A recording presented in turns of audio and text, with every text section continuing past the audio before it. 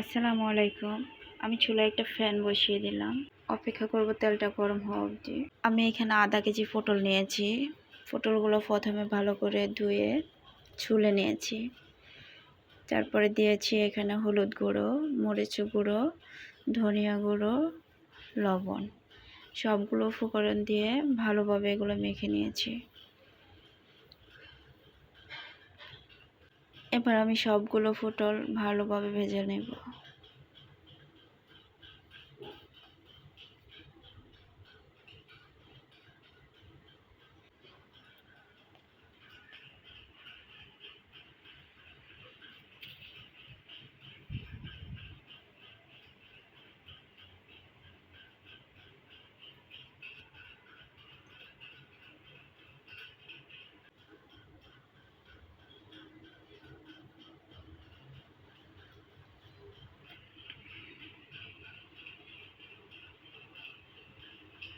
সবগুলো পটল ভাজা হয়ে গেলে যে তেলটা ফ্যানে থাকবে আমি ওই তেলটার মধ্যে দিয়ে দেব পরিমাণ মতো পেঁয়াজ কুচি,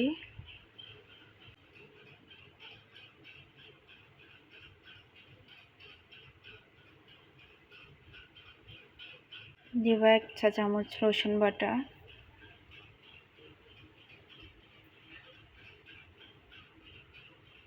একটু ব্রাউন কালার হওয়া অবধি অপেক্ষা করব।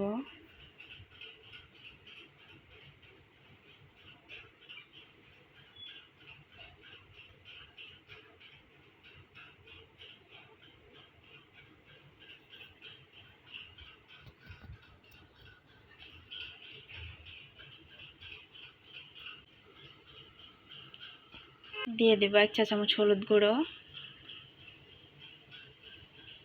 1 চা চামচ মরিচ গুঁড়ো,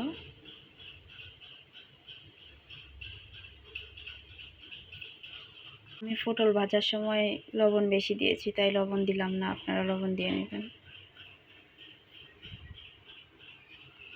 এবার আমি পটলগুলো ভালোভাবে ভেজে নেব। এখানে অপেক্ষা করব হওয়া অবধি।